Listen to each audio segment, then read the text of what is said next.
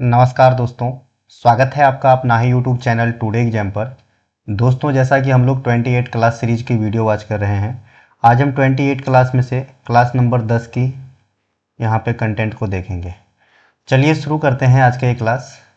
हमारे क्लास की कुछ बातें, जैसे एक क्वेश्चन के साथ एक तो आपको आंसर देखने को मिलेगा और इससे संबंधित जो भी एक्स्ट्रा डिटेल है, एक्स्ट्रा फैक्ट है, आपको साथ में देखने को मिलता चलेगा।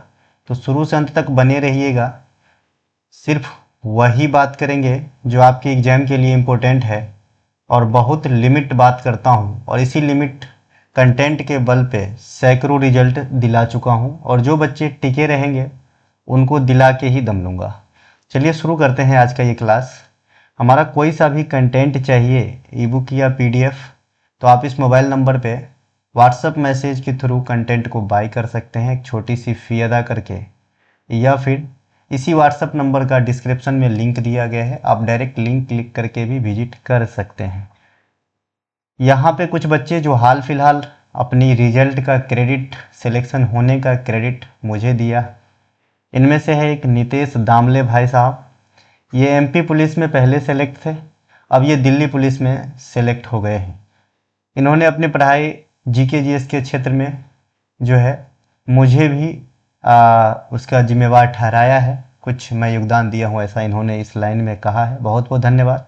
और ये मेरे सिलेक्शन नंबर 349 है, जो फाइनल रूप से सिलेक्शन लिए और मुझे क्रेडिट का पात्र बनाया।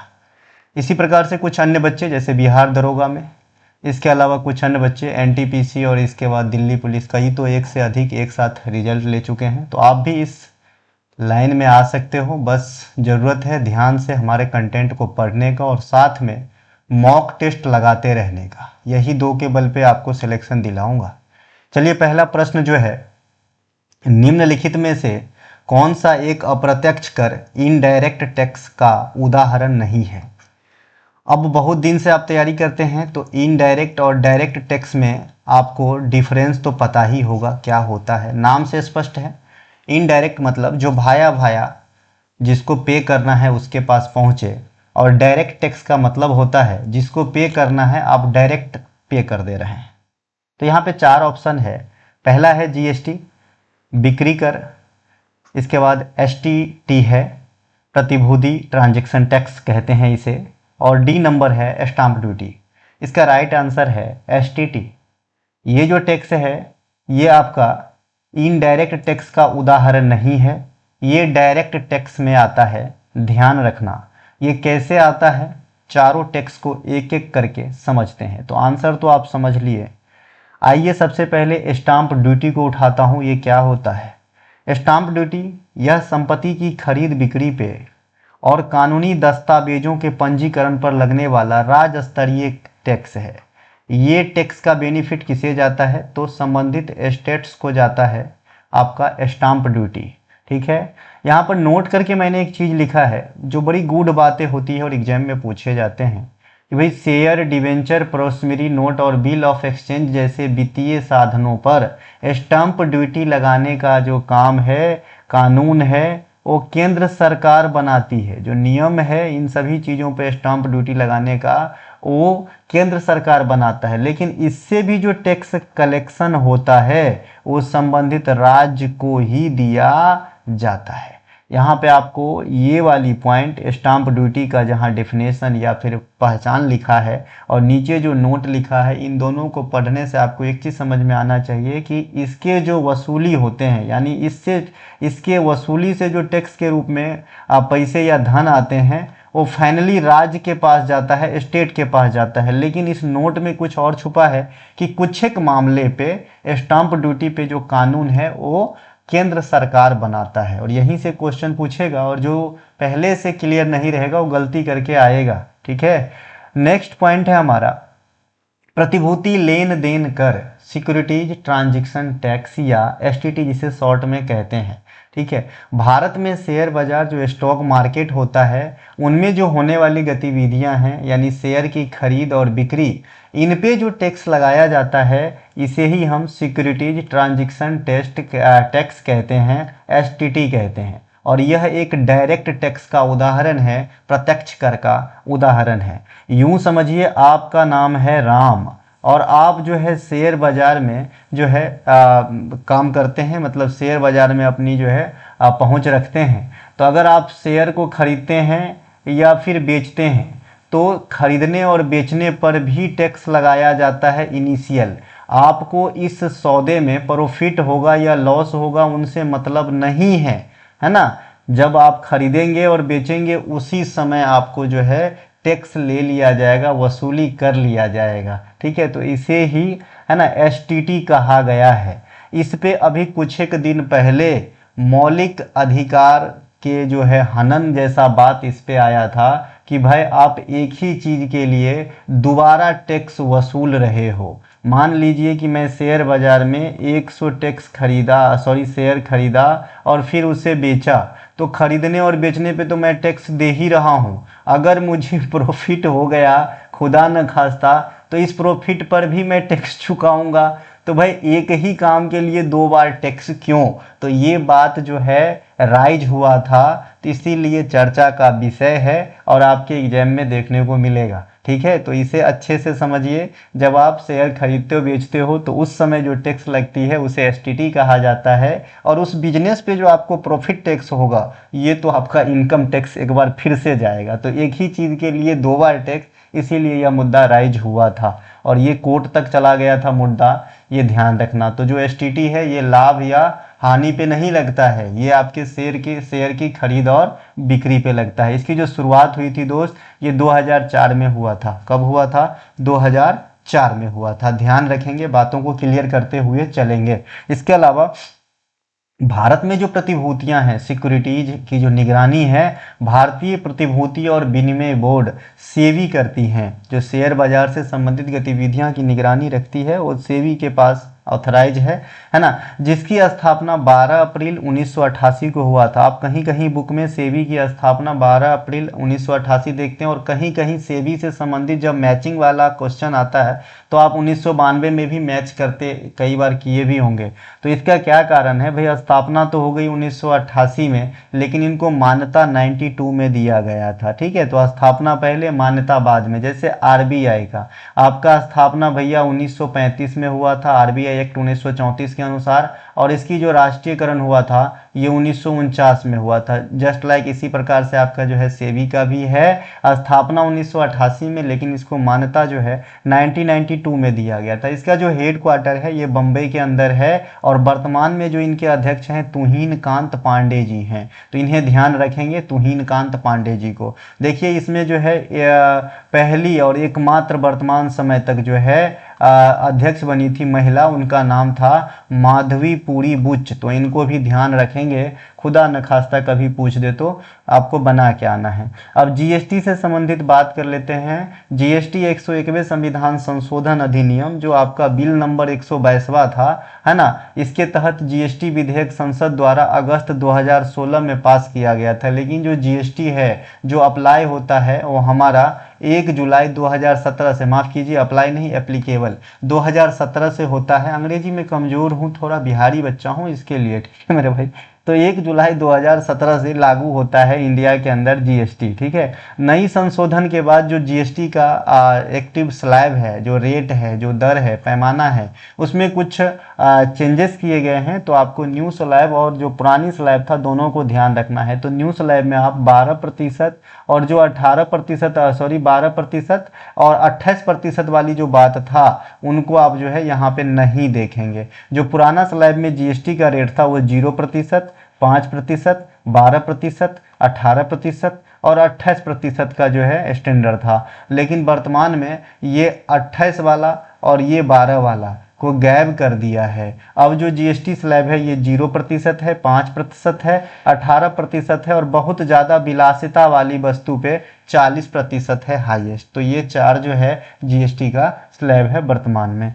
नेक्स्ट है हमारा जीएसटी देखिए, है ना, इसमें संवैधानिक प्रावधान भी है, तो बहुत क्वेश्चन अंदर से भी पूछे जाते हैं। जीएसटी कैसा कर है, तो आप कहेंगे इनडायरेक्ट टैक्स है, बहुत सारे टैक्स को मर्ज करके एक सिंगल इनडायरेक्ट टैक्स के रूप में जो है हम जीएसटी को जानते हैं। जीएसटी परिषद आर्टिकल 279 में है, जीएसटी परिषद से संबंधित प्रावधान किए गए हैं, है ना। इस परिषद के अध्यक्ष कौन होते हैं, तो जो केंद्रीय वित्त मंत्री होते हैं, वर्तमान केस में निर्मला सीतारमन जी, ठीक है। इसके अलावा राज्य वित्त मंत्रियों और केंद्रीय राज्य मंत्री से बनी एक संवैधानिक संस्था है। भैया आर्टिकल अलॉट है तो संवैधानिक संस्था हो गया, ये कोई बड़ी बात नहीं है। इनमें कुल 33 सदस्य होते हैं, जिनमें केंद्र सरकार के 2 सदस्य होते हैं, एक आपका वित्त मंत्री, है ना, और एक राज्य वित्त मंत्री। इनके अलावा वह देखिए केंद्र सरकार के 2 गो सदस्य हो गया, टोटल 33 गो, तो 31 गो जो सदस्य बच गया वो भारत के सभी राज्य और यूनियन टेरिटरीज को मिला के आते हैं। तो टोटल 33 सदस्य आपका जो है होता है, जहां सभी निर्णय 75% जो है बहुमत से लिए जाते हैं। अगर जीएसटी परिषद में कोई भी बात को पास करना हो, लागू करवाना हो, नियम बनवाना हो, तो 75% मत जरूरी होता है। ये इसलिए होता है, अभी आपको समझाता हूं। देखिए, जिसमें केंद्र सरकार के पास 1/3 पावर है। मान लीजिए कि कोई बिल पास कराने के लिए, यानी टोटल पावर 1 है, कोई भी चीज 100% होती है, ऐसा समझिए, तो 33.3% पावर है सेंट्रल गवर्नमेंट के पास, जो 2 सदस्य होते हैं उनके पास, है ना, और 66.6% पावर है सभी स्टेट्स और यूनियन टेरिटरीज को मिला के, जो 31 सदस्य होते हैं। 31 सदस्य के पास पावर है 66% और 2 सदस्य के पास पावर है 33%। अब देखिए, सिर्फ केंद्र ही चाहे कि मैं कोई कानून बना लूं तो रिक्वायरमेंट है बहुमत 75%, तो नहीं बनेगा। और सिर्फ राज्य ही चाहे कि मैं कोई कानून बना लूं तो रिक्वायरमेंट है 75% का, इसके पास ओवरऑल है 66.6%, तो भी नहीं बनेगा। तो दोनों के कोऑर्डिनेशन से कोई भी कानून बने, इसके लिए यहाँ पे 75% मत की आवश्यकता होती है। और कोई भी कानून तभी बन सकता है जब केंद्र और राज्य के अधिकांश पार्ट जो है सहमत हो, है ना भैया। आपको आई होप आप समझ जाएंगे। तो यहाँ से जो क्वेश्चन पूछे जाते हैं कि जीएसटी परिषद में कुल मतों का कितना भाग केंद्र के पास है, तो 1/3, और कितना भाग राज्य के पास और यूनियन टेरिटरीज के पास है, तो 2/3। मतदान कितना परसेंट मतदान चाहिए ताकि कोई भी चीज पारित हो सके, तो कहेंगे 75% मतदान। ठीक है मेरे भाई। नेक्स्ट क्वेश्चन है हमारा, भारतीय नागरिक सुरक्षा संहिता बीएनएसएस, भारतीय नागरिक सुरक्षा संहिता, जैसे हिंदी में लिखा है उसी का जो है पहला अक्षर एब्रिवेटेड फॉर्म में लिख दिया गया है, इसे हम बीएनएसएस कहेंगे, के अनुसार वर्णित प्रावधान के संदर्भ में निम्नलिखित कथनों पर विचार कीजिए। कथन पहला है, भारतीय नागरिक सुरक्षा संहिता बीएनएस के छोटे छोटे अपराधों के लिए डिफॉल्ट जमानत 90 डेज तक सीमित है। ठीक है, अब ये सही है कि गलत है हम बाद में देखेंगे। दूसरा स्टेटमेंट है, भारतीय नागरिक सुरक्षा संहिता बीएनएस के तहत समय सीमा समाप्त होने के बाद डिफॉल्ट मजिस्ट्रेट जमानत दे सकते हैं। ठीक है, देखिए दूसरा स्टेटमेंट बिल्कुल सही है, पहला स्टेटमेंट भी सही हो जाता, लेकिन यहाँ पे जब मैं ये छोटा शब्द काट देता और यहाँ पे मैं गंभीर अपराध लिख देता, अगर कोई आदमी गंभीर अपराध के श्रेणी में अपराध किया है तो उसको डिफ़ॉल्ट जमानत 90 दिनों के बाद मिलेगा। ये डिफ़ॉल्ट जमानत क्या होता है मैं नीचे बात करूँगा, लेकिन बीएनएस में और इससे पहले जो जिनको ये रिप्लेस किया है वहाँ भी छोटे अपराध के लिए डिफ़ॉल्ट जमानत की अवधि मैक्सिमम 60 डेज रखा गया है। यहाँ पे 90, या तो 90 को 60 बना दो या छोटे को काट के गंभीर बना दो, तो दोनों स्टेटमेंट सही हो जाएगा। मैं आपको प्रैक्टिकली पढ़ा रहा हूँ मेरे भाई, ताकि कंप्यूटर के स्क्रीन पे जब प्रश्न आए तो वहाँ आप धकमका मत जाओ, गलती मत कर दो। एक बच्चे ने इससे पहले वाले वीडियो में कमेंट किया है, सर अब पढ़ने में पहले जैसे आपके क्लास में मज़ा नहीं आता, तो मैं क्या यहाँ नाच करूँ मेरे भाई? मैं नाचने आया हूँ? मैं दूसरे के जैसा नहीं लाइक शेयर सब्सक्राइब में ही आधा टाइम आपका जो है खा जाऊंगा। मुझे नहीं चाहिए तुम्हारा लाइक शेयर सब्सक्राइब, तुम सफल हो जाओगे वही लाइक सब शेयर सब्सक्राइब है। अरे मेरे मन तो जानता है ना कि मैं तुम्हारे लिए अच्छा कर रहा हूँ, इससे बड़ा खुशी और कहाँ मिलेगा मुझे, है ना। खाने पीने की पैसा तो मैं कमा ही लेता हूँ, ठीक है मेरे भाई, इससे नहीं रे, नौकरी से, है ना। तो नहीं मन लग रहा है तो जहाँ मन लग रहा है वहाँ जाके पढ़ो। मैं आपको थोड़ी पक रहा हूँ। ऐसे दो चार बच्चे उनको जवाब ऑलरेडी दे चुका है, मैं जवाब नहीं दे सकता क्योंकि इतनी बड़ी नाम नहीं है, ठीक है। मैं कुछ बोलूँगा तो उल्टा ही लग सकता है, इसीलिए, ठीक है भाई। तो यहाँ पे कैस क्यों गलत है ये बता दिया, और क्यों नीचे वाला सही है ये भी बता दिया। आइए, तो पहला दूसरा कथन सत्य हो गया। भारत के आपराधिक न्याय प्रणाली समय आने पे सब चीज़ जो है खुल जाती है। बहुत दिन तक कोई चीज़ ढका नहीं रहता है। तुम जिसे बहुत अच्छा समझ रहे हो उनकी भी सच्चाई धीरे धीरे सामने आ ही जाता है। और तुम्हारे लिए क्या अच्छा क्या बुरा है ये तुमसे बेटर कौन जाने, क्योंकि ग्रेजुएट हो तभी तो तैयारी करने आए हो ना भाई, है ना। कमेंट में जो है एक दूसरे से बात करने, लाइव सेशन में ये सब जाके करना, वहाँ अगर आपको मज़ा आ रहा है तो वहीं पढ़िए ना। हम कहाँ बोल रहे हैं हमारे पास पढ़िए, हमारे पास जो गिनी चुनी 10 बच्चे मैं उन्हें ही पढ़ाऊँगा, ठीक है। भारत के आपराधिक न्याय प्रणाली को आधुनिक बनाने तथा उपनिवेशवाद मुक्त करने के उद्देश्य से जो सीआरपीसी 1973 है, इनका जगह ले लिया है 2023 में एक कानून के माध्यम से बीएनएस। बाद में यह लागू होता है 24 में, ठीक है, लेकिन कानून आया था 23 में। हर बात को ध्यान रखना। यह कोर्ट और पुलिस की प्रक्रिया तय करता है। यह कोर्ट और पुलिस के बीच के दरमियान जो एक अपराधी के साथ ट्रीट किया जाता है, यह प्रक्रिया के बारे में इस किताब में, इस ग्रंथ में लिखा है। इस सुधार प्रस्ताव को अगस्त 2023 में लोकसभा में गृह मंत्रालय के मंत्री या सहकारिता मंत्री अमित शाह के द्वारा पेश किया गया था। यह कानून जुलाई 2024 में पूरे देश में लागू हो चुका है और लागू अभी रहेंगे, अगला इसमें कुछ संशोधन आने तक।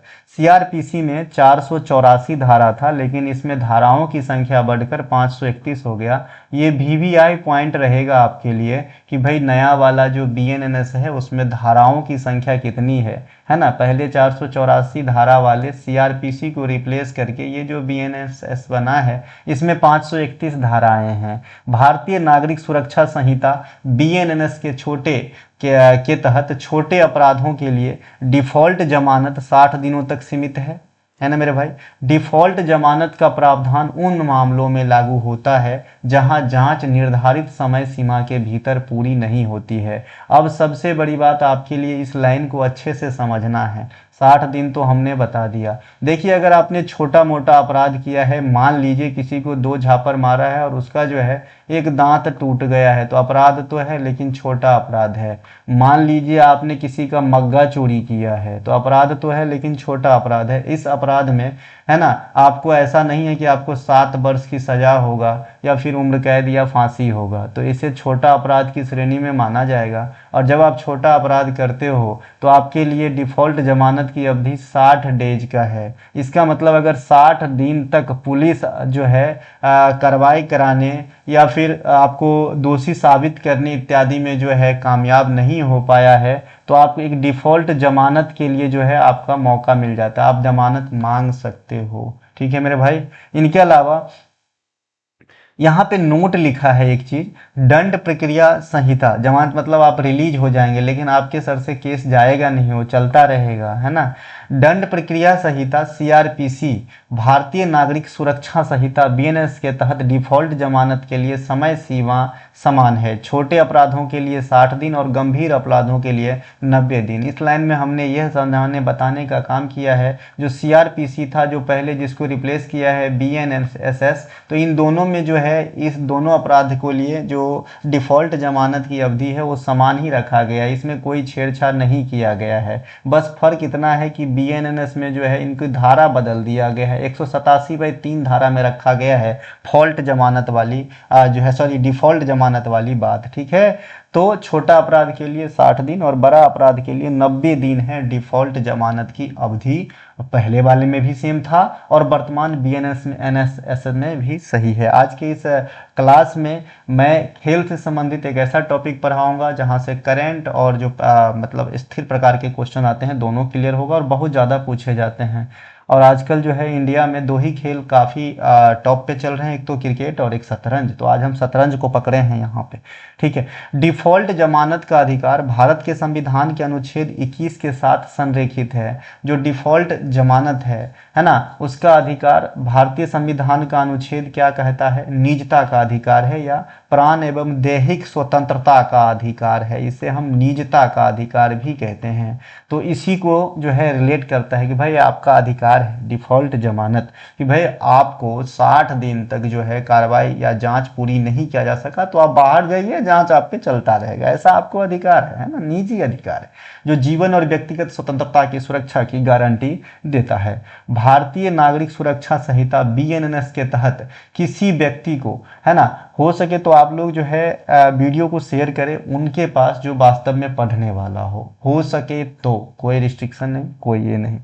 भारतीय नागरिक संहिता BNS के तहत किसी व्यक्ति को पुलिस हिरासत में अधिकतम 90 दिन तक रखा जा सकता है। अब जैसे कि आपने ऊपर के एक लाइन में देखा कि भाई गंभीर अपराध के लिए डिफ़ॉल्ट जमानत की अवधि जो है 90 डेज है। अब गंभीर स्क्वायर अपराध तो होता नहीं है, होता भी है तो उसे गंभीर अपराध ही बोला जाता है। तो एक तो छोटा अपराध के लिए 7 दिन, गंभीर अपराध के लिए 90 दिन डिफ़ॉल्ट जमानत है। तो अधिक से अधिक जो है पुलिस हिरासत में कोई व्यक्ति 90 दिन तक रह सकता है इस BNSS कानून के जो प्रोसेस है उनके तहत, ठीक है। इसके बाद कोर्ट कुछ सजा बजा देगा, फिर आदमी जो है यानी जो आरोपी है वो पुलिस के चंगुल से छूट के अपना सजा काटेगा या कोर्ट के निगरानी में रहेगा, ठीक है।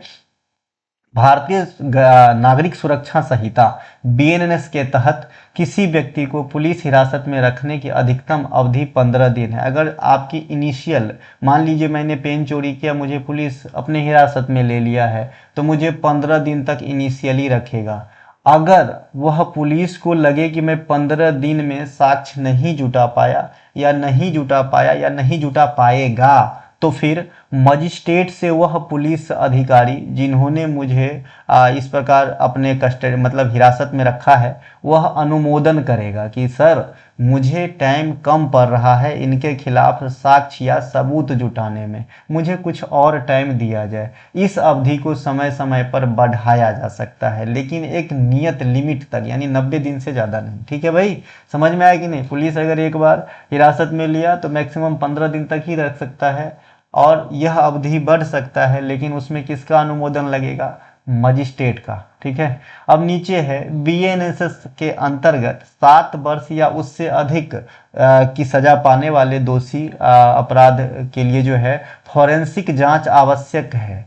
अगर मान लीजिए कि कोई एक ऐसा क्राइम किया है जिसमें 7 ईयर या उससे अधिक की सजा तो होगा ही होगा, फांसी वगैरह या फिर और भी कोई जो गंभीर सजा होती है वो हो सकता है, यानी क्राइम बहुत बड़ा किया है तो ऐसे मामले में फॉरेंसिक जांच आवश्यक है, ठीक है मेरे भाई।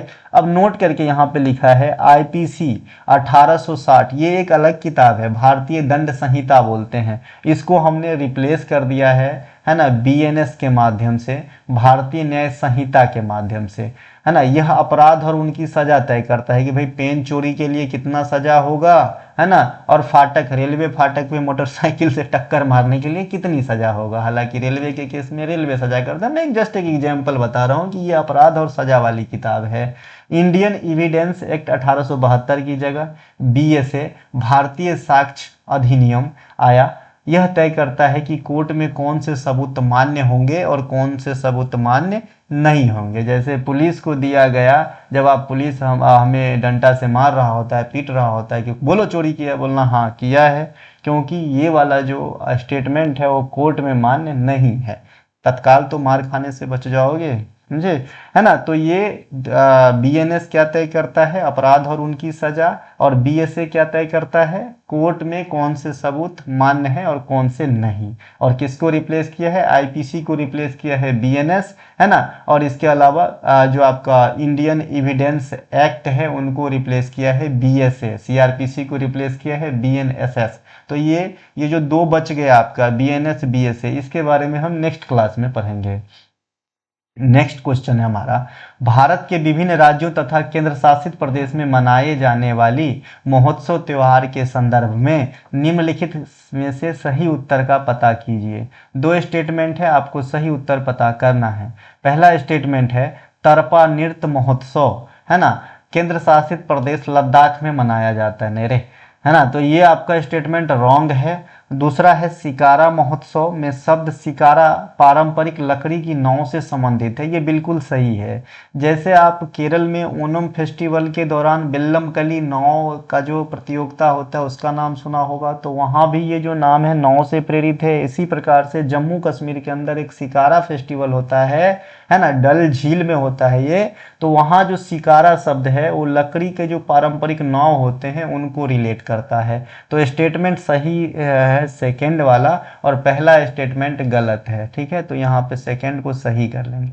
अब शिकारा महोत्सव देखते हैं कि ये कहाँ शिकार कर रहा है। देखिए, शिकारा महोत्सव जम्मू कश्मीर की राजधानी श्रीनगर में विश्व प्रसिद्ध डल झील में मनाया जाने वाला एक बेहद खूबसूरत रंग बिरंगा सांस्कृतिक उत्सव है। इस महोत्सव की शुरुआत 2016 में किया गया था। शिकारा फेस्टिवल है ना। एक हॉर्नबिल फेस्टिवल का भी जो है आपका ये पूछा जाता है गुरु ईस्वी, तो हॉर्नबिल नागालैंड ये 2000 ईस्वी से स्टार्ट किया गया था। शिकारा फेस्टिवल 2016 से स्टार्ट किया गया था। इसमें शिकारा पारंपरिक लकड़ी की नाव को समर्पित है। इस महोत्सव के दौरान शिकारा रेस, तैरता बाजार इत्यादि आयोजन किया जाता है।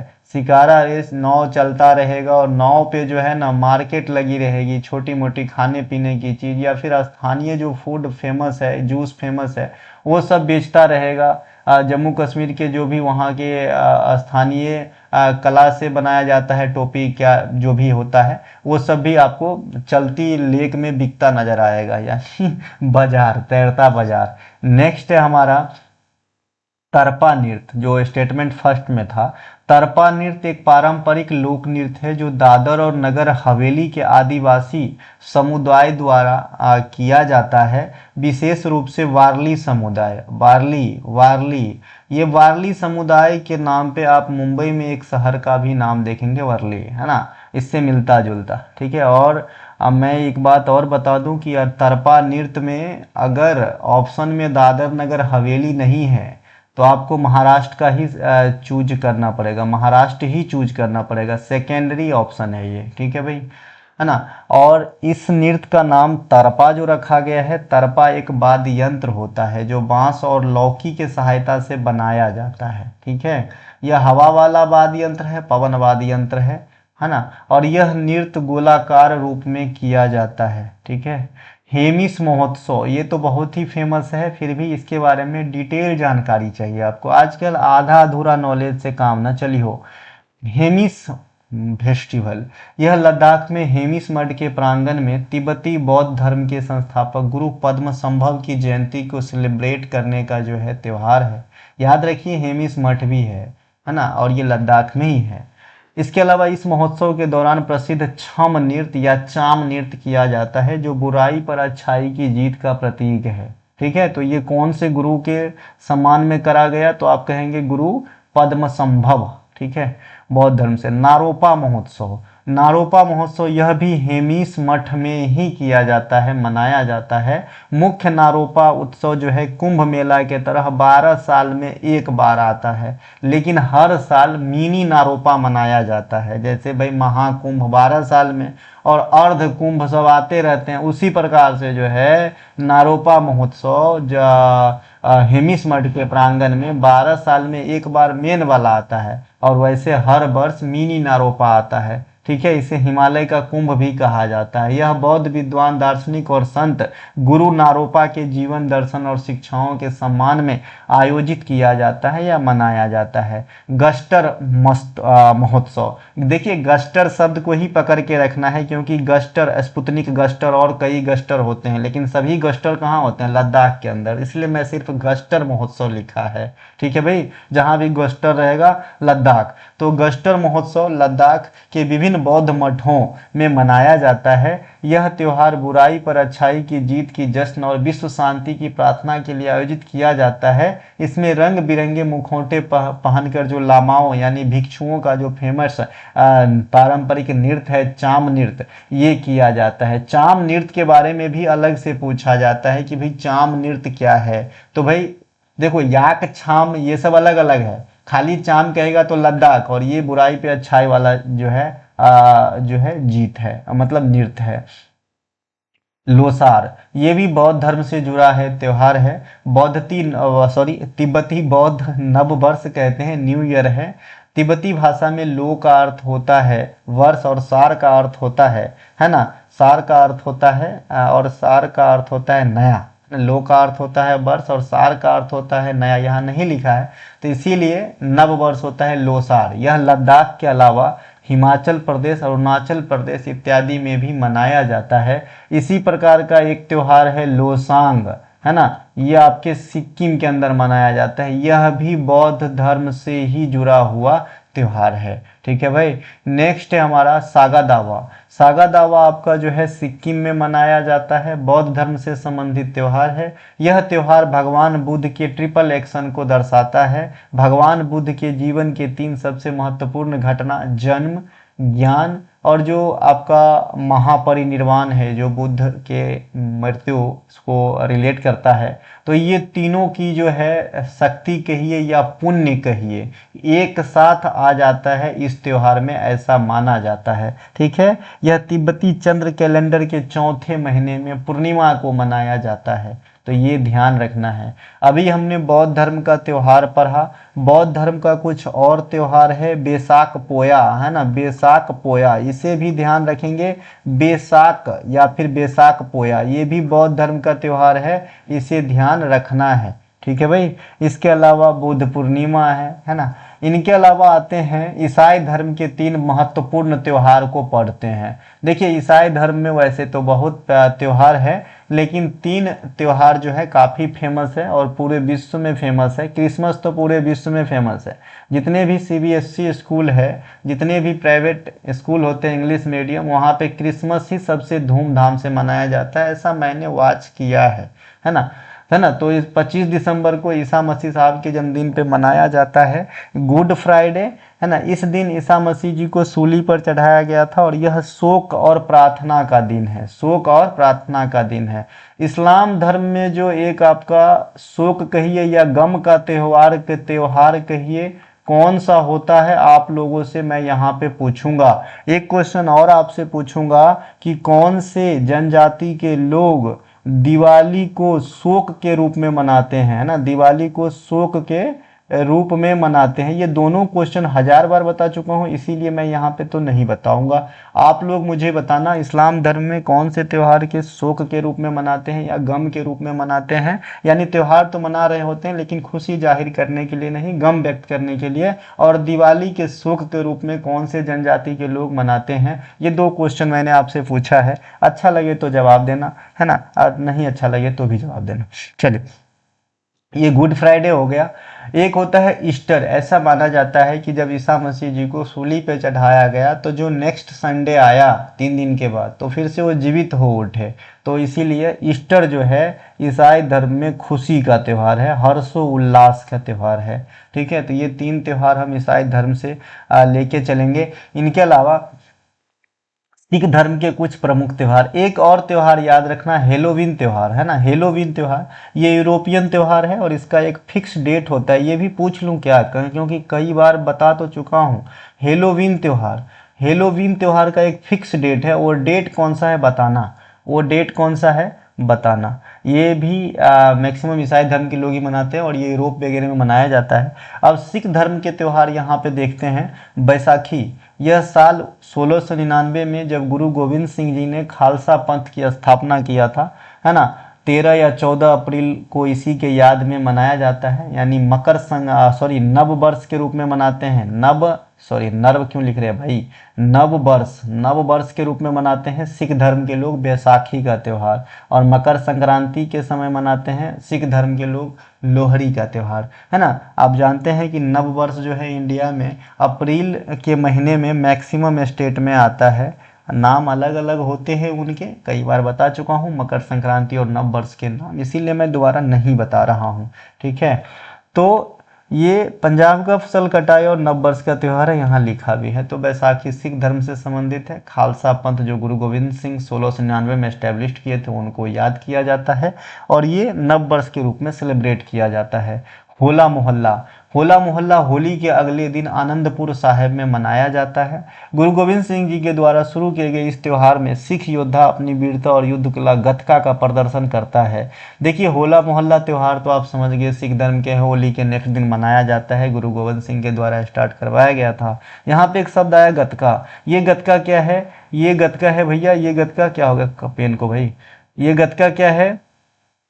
ये गतका है पंजाबी तड़का, नहीं भाई पंजाबी मार्शल आर्ट है ना, ये क्या है? पंजाबी मार्शल आर्ट है गतका। तो इसे ध्यान रखेंगे। जैसे आपका थांगटा है ना, जैसे आपका थांगटा, थांगटा कहाँ का है? मणिपुर का है।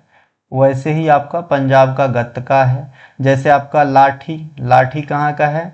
वेस्ट बंगाल का है, ये भी मार्शल आर्ट फॉर्म है लाठी, है ना। जैसे आप और आएंगे मलखम्ब, मलखम्ब ये एमपी और एमएच का है, यानी महाराष्ट्र और मध्य प्रदेश का है। तो ये जो मार्शल आर्ट फॉर्म है, कलारी पट्टू आएंगे, कलारी पट्टू, कलारी पट्टू साउथ का है ना। तो ये सब ध्यान रखना। सिलम्बम आएंगे, सिलम्बम, सिलबम्बम इस प्रकार से नाम है भाई, सिलम्बम है ना, थोड़ा प्रोनाउंसिएशन गलत हो सकता है। ये तमिलनाडु का है। ये सब मार्शल आर्ट फॉर्म है, ठीक है। इसके अलावा गुरु पर्व या गुरुपुरब, ये भी सिख धर्म से संबंधित त्यौहार है ना, है ना, ये भी सिख धर्म से संबंधित त्यौहार है। और ये मुख्य रूप से जो सिख धर्म के संस्थापक गुरु नानक देव जी हैं उनके जयंती के उपलक्ष्य में मनाया जाता है।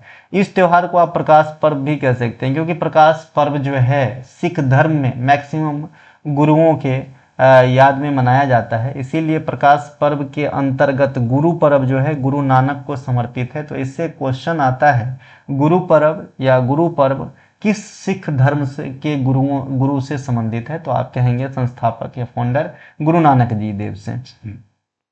इस त्योहार में एक जुलूस निकाला जाता है जिसे प्रभात फेरी कहा जाता है। क्या कहा जाता है? प्रभात फेरी। प्रभात फेरी मतलब, प्रभात मतलब यहाँ पे अर्ली मॉर्निंग से है, और फेरी मतलब जो है चलने से है, जुलूस के रूप में। तो इसमें क्या होता है ना, इसमें जो है गुणगान करते हुए उनके अपने प्रभु के प्रति एक जो है झुंड निकलता है ना, उसे प्रभात फेरी कहा जाता है। इसके अलावा शतरंज खेल, ये क्वेश्चन के बारे में बता रहा था। देखिए शतरंज खेल के नियम, सभी मोहरों की चाल, उसके जो बेसिक बातें हैं, जो फंडामेंटल जानकारी है कि भाई 64 बिसात के घर पे खेला जाता है, 64 घर के 64 खाने यानी बिसात वाली घर पे खेला जाता है, जो वर्गाकार घर होते हैं इस प्रकार से, और दो पार्ट में दो कलरों में बटे होते हैं, generally black and white colour होते हैं। गोटी का भी कलर दो होता है, ब्लैक एंड वाइट कलर होता है। एक पक्ष के पास गोटियों की संख्या 16 होता है, दूसरे पक्ष के पास भी गोटियों की संख्या 16 होता है। 16 के गोटी में 8 गो प्यादा प्यादा होता है। एगो राजा, एगो रानी, दूगो हाथी, दूगो घोड़ा, दूगो ऊंट होता है। मतलब एक पक्ष में इतने और इतने ही, दूसरे पक्ष में मतलब टोटल 32 गोलियां होते हैं। इसमें चलने का जो है ना, इसमें प्यादा चलता तो सीधा है लेकिन काटता तिरछा है, इस प्रकार से। इसके अलावा हाथी प्लस के रूप में चलता है, घोड़ा एल शेप में चलता है, ढाई घर, दो घर पीछे चल के एक मूव किसी भी दिशा में हो सकता है, एल के शेप में चलता है, ऐसे चल सकता है, ऐसे चल सकता है, यानी ऐसे चल सकता है, ऊपर गया ऐसे चल सकता है, ऐसे चल सकता है ना। तो वहाँ पे हमने बात करा था, और किस गोटी को और किस नाम से जानते हैं, ये सब बात वहाँ पे करा था, संबंधित शब्द को बारे में जानकारी प्राप्त किए थे। आज जो ये क्वेश्चन है, भारत में वर्तमान समय में अगर कोई खेल सबसे ज़्यादा तरक्की कर रहा है तो वह है क्रिकेट, लेकिन दूसरे स्थान पे अगर मैं शतरंज कहूँ तो कोई भी बुरा बात नहीं होगा। और मुझे क्रिकेट के तुलना में शतरंज 72 गुना ज़्यादा अच्छा लगता है, क्योंकि ये पूरे लक का नहीं दिमाग का खेल है ना। क्रिकेट एक बार लक का खेल हो सकता है, मतलब कैच छूट गया तो लक ही बोलोगे ना, और क्या बोलोगे, ठीक है मेरे भाई। लेकिन यहाँ पे एक बार दिमाग छूट गया तो हारना तय है, ठीक है। तो यहाँ पे लेकिन दुर्भाग्य है कि बड़े बड़े अचीवमेंट पाने के बाद भी इस खेल में जो खिलाड़ी हैं उनको तुरंत ही एक बंगला गिफ्ट नहीं कर दिया जाता, या फिर तुरंत ही डीएसपी नहीं बना दिया जाता। लेकिन क्रिकेट में आप एक आध शतक मार दीजिए, है ना, थोड़ा बहुत पहचान जमा लीजिए, तो आपको एक बड़ा पोस्ट मिल ही जाएगा आराम से, कोई प्रॉब्लम नहीं। तो आइए यहाँ पे पहला स्टेटमेंट है, खिलाड़ी को अंतर्राष्ट्रीय प्रतियोगिता में 2600 प्लस रेटिंग वाले प्रदर्शन के स्तर को छूते 3G नॉर्म्स हासिल करने होते हैं। 3G नॉर्म्स हासिल करने होते हैं। ये क्या होता है नीचे बताऊंगा, बिना बताए जाऊंगा कहाँ मैं, ठीक है। दूसरा स्टेटमेंट है, जुलाई 2025 में दिव्या देशमुख जॉर्जिया में फैड महिला विश्व कप जीतकर दुनिया की चौथी पूर्ण ओपन ग्रैंड मास्टर महिला बनी है। बेटा बाहर आना है, ठीक है बेटे। पढ़ाने के लिए गैलरी के बाहर गुनगुन को रखा हूँ, तो हल्ला करेगी इसके लिए, है ना। उपयुक्त दोनों कथन सत्य है ना, उपयुक्त दोनों कथन सत्य है। अब ये क्या होता है नीचे बताता हूँ। देखिए सबसे पहले शतरंज की जो बॉडी है जो ऑर्गेनाइज करवाता है बड़े बड़े प्रतियोगिता, उनके बारे में जानते हैं। जैसे फुटबॉल अभी चल रहा है तो उनका फीफा है, क्रिकेट का आईसीसी है। वैसे ही शतरंज की शासी निकाय को अपन फैड बोलते हैं, इसका फुल फॉर्म अंतर्राष्ट्रीय शतरंज महासंघ बोल सकते हैं। इसकी स्थापना जुलाई 1924 पेरिस में हुआ रहा। वर्तमान में इसका मुख्यालय हेडक्वार्टर जो है ये लुसाने स्विट्जरलैंड में है। देखिए जो चीज़ स्थापना कहीं और हुआ और बाद में हेडक्वार्टर कहीं और शिफ्ट हुए या बनाए गए, तो भाई उनको जरूर याद रखें, ठीक है।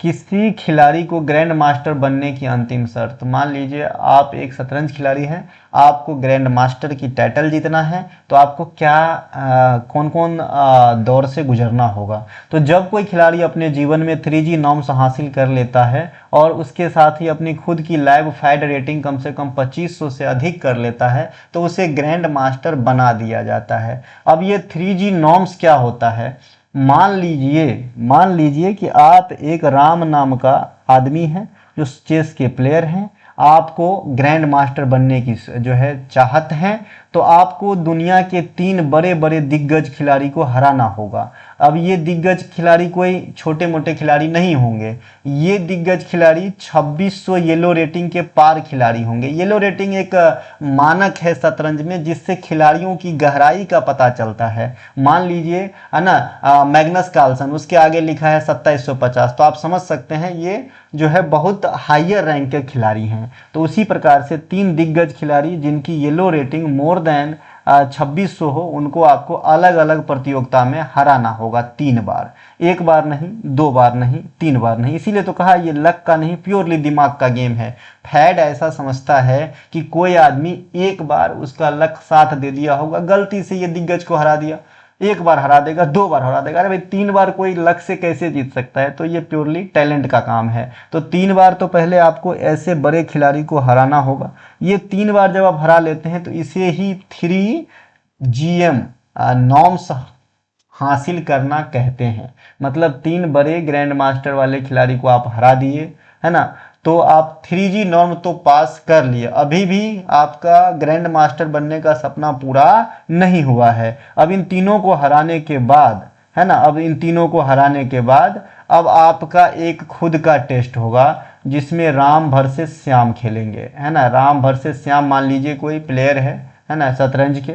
अब इनके साथ जब आपका मैच होगा तो वहां पे आपको मोर देन 2500 येलो रेटिंग प्राप्त करना होगा, है ना। तब जो है आप ग्रैंड मास्टर बनोगे। तब आप कहोगे सर ये 2500 येलो रेटिंग मैं यहाँ पास करूंगा, मैं इनको हराते ही पास कर लिया था, है ना। तो भाई जब आप इन तीनों खिलाड़ी के साथ मैच खेलने आए थे हराने से पहले शुरुआत में, तो जरूरी नहीं है कि आपकी येलो रेटिंग 2500 ही हो, कम भी हो तो चलेगा, ठीक है। ये आपके खुद के येलो रेटिंग नहीं होता है, ये जो जिसको हराएंगे ना उसके प्रभाव आ जाते हैं। आपको 3 बार हराना है बड़े बड़े दिग्गजों को, और फिर जब आप किसी के साथ अगला मैच खेले चौथे टाइम, तो उसमें आपको 2500 या उससे अधिक येलो रेटिंग हासिल करना होता है खुद के लिए, तब आप जो है ग्रैंड मास्टर बन जाते हैं।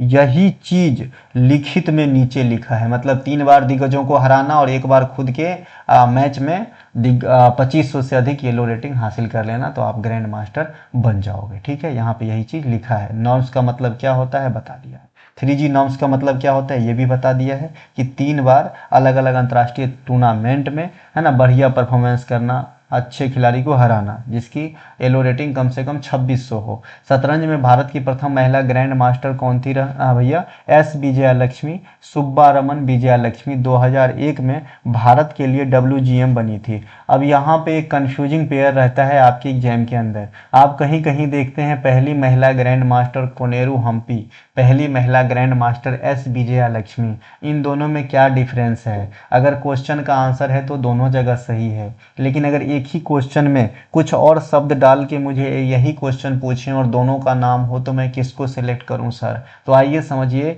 शतरंज में WGM एक अलग प्रतियोगिता होती है जिसमें सिर्फ महिलाएं ही भाग लेती है। WGM बनने के लिए एक अलग प्रतियोगिता करवाता है फेड, जिसमें सिर्फ महिलाएं ही भाग लेती है। समझ में आया?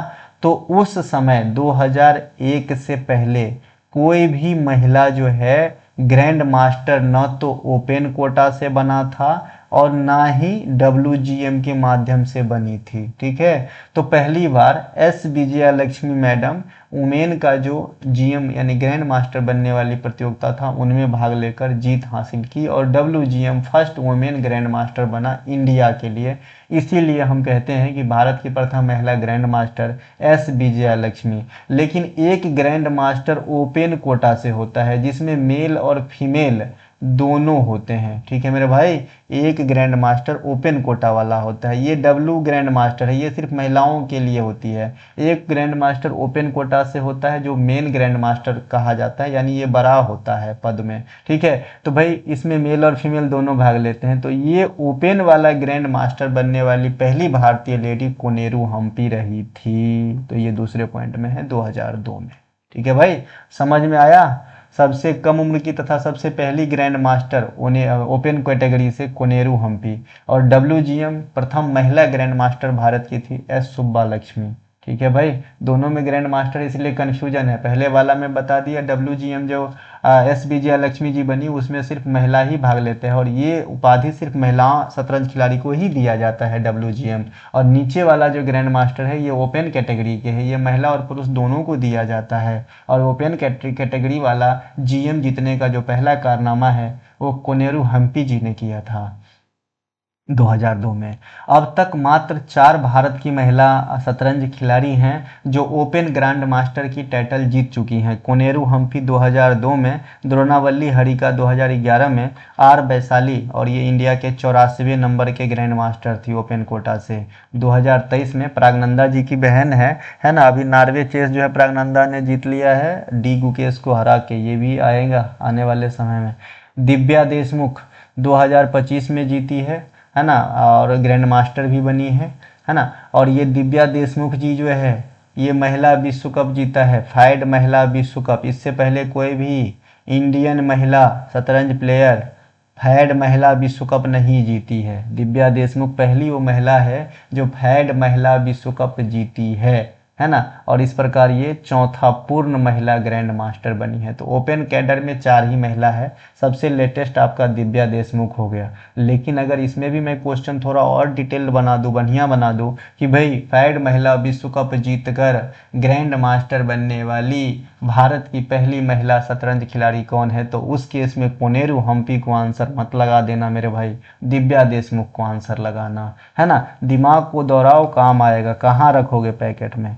देखिए नोट अगला है, फाइड विश्व शतरंज महासंघ द्वारा महिला ग्रैंड मास्टर WGM खिताब की शुरुआत 1976 में किया गया था। इसमें सिर्फ महिला ही भाग लेती है। ठीक है भाई, ये जीती थी S विजया लक्ष्मी 2001 में। चूंकि उससे पहले कोई भी महिला ग्रैंड मास्टर इंडिया की बनी ही नहीं थी, इसीलिए पहली महिला ग्रैंड मास्टर हम S विजया लक्ष्मी जी को कहते हैं। लेकिन ओपन कोटा से कोनेरू हम्पी को कहते हैं। नोट है यहाँ पे, जुलाई 2025 जॉर्जिया के बाटूमी शहर में आयोजित फैड वुमेन्स वर्ल्ड कप में दिव्या देशमुख कोनेरू हम्पी को हराकर, यानी इंडिया के ही रनर अप कोनेरू हम्पी जी अनुभवी, यह विश्व कप के इतिहास में 19 वर्ष की आयु में चैंपियन जीतने वाली दुनिया की सबसे युवा महिला खिलाड़ी है। देखिए जो फैड वुमेन्स वर्ल्ड कप है वो जीतने वाली पहली भारतीय महिला तो हैं ही दिव्या देशमुख, साथ ही वुमेन्स वर्ल्ड कप जीतकर ग्रैंड मास्टर का टाइटल अर्जित करने वाली पहली भारतीय महिला भी दिव्या देशमुख, और वर्तमान समय में सबसे युवा सबसे कम उम्र में फैड वुमेन्स वर्ल्ड कप जीतने वाली खिलाड़ी भी दिव्या देशमुख। ठीक है, 19 वर्ष के आयु में। और जॉर्जिया के कहाँ, बाटुमी में हुआ था 2050 का फैड वुमेन्स वर्ल्ड कप, है ना। अब तक कौन कौन टिके हो भाई, उनको मेरा सलाम, क्योंकि मेरा कंटेंट सब नहीं झेल पाओगे, ठीक है। विश्वनाथ आनंद 1988 भारत के पहले शतरंज ग्रैंड मास्टर हैं विश्वनाथ आनंद। इसके अलावा 5 विश्व शतरंज चैंपियनशिप भी जीत चुके हैं।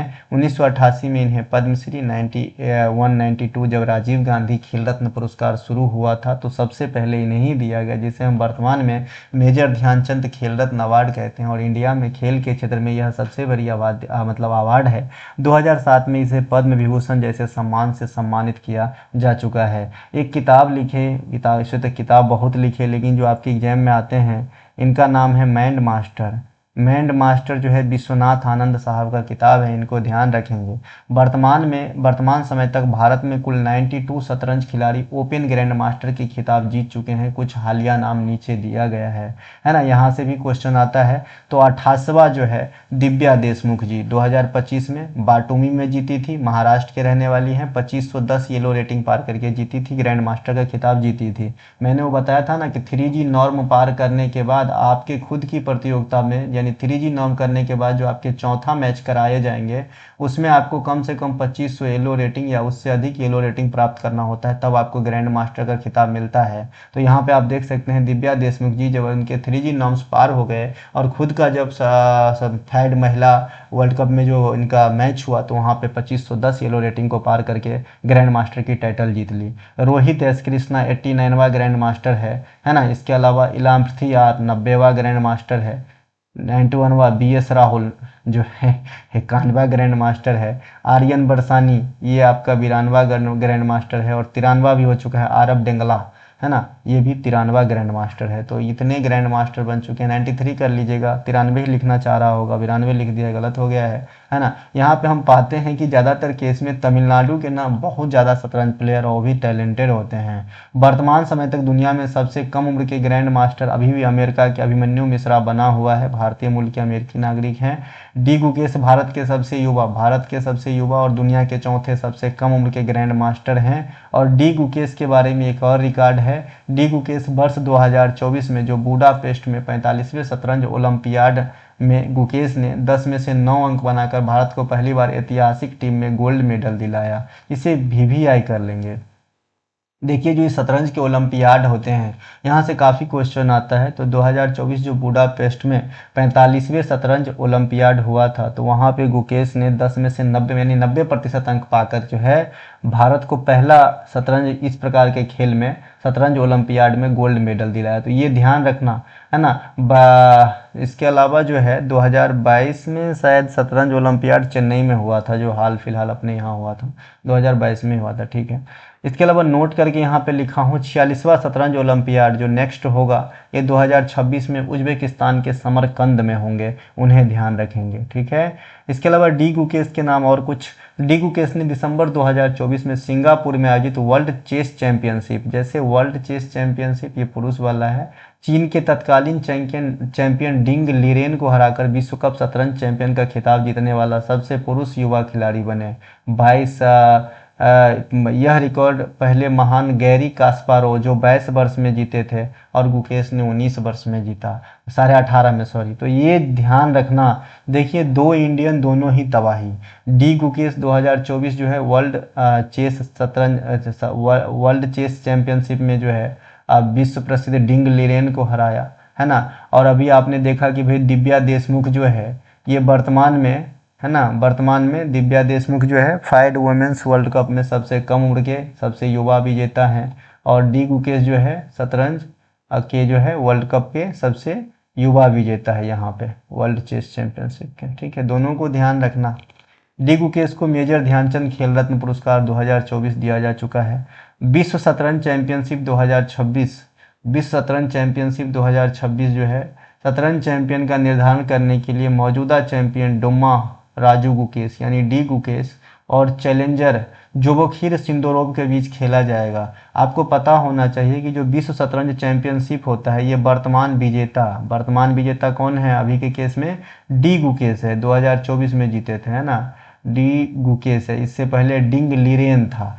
तो जो विश्व शतरंज चैंपियनशिप के विजेता होते हैं, वर्तमान में होल्डर होते हैं, है ना, होल्डर होते हैं, और जो करंट ईयर में कैंडिडेट्स शतरंज टूर्नामेंट के विजेता होते हैं, दोनों के बीच जो है कराया जाता है। इसका मतलब डी गुकेश किसके साथ भिड़ेंगे 2026 में विश्व शतरंज चैंपियनशिप के लिए?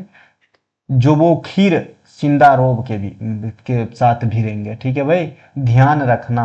ठीक है, तो अगर आपसे पूछे कि विश्व शतरंज चैंपियनशिप किसके किसके बीच आयोजित किया जाता है, तो आप कहेंगे विश्व शतरंज चैंपियनशिप के वर्तमान होल्डर और सेम ईयर का, सेम कैलेंडर वर्ष का कैंडिडेट्स टूर्नामेंट के विजेता के बीच में। तो अभी कैंडिडेट्स टूर्नामेंट 2026 के विजेता भी पूछ दे तो कोई दिक्कत, आंसर कर दोगे जोगोखिर सिंदोरोव। ठीक है भाई, यहाँ दोनों का नाम यहाँ पे लिखा है।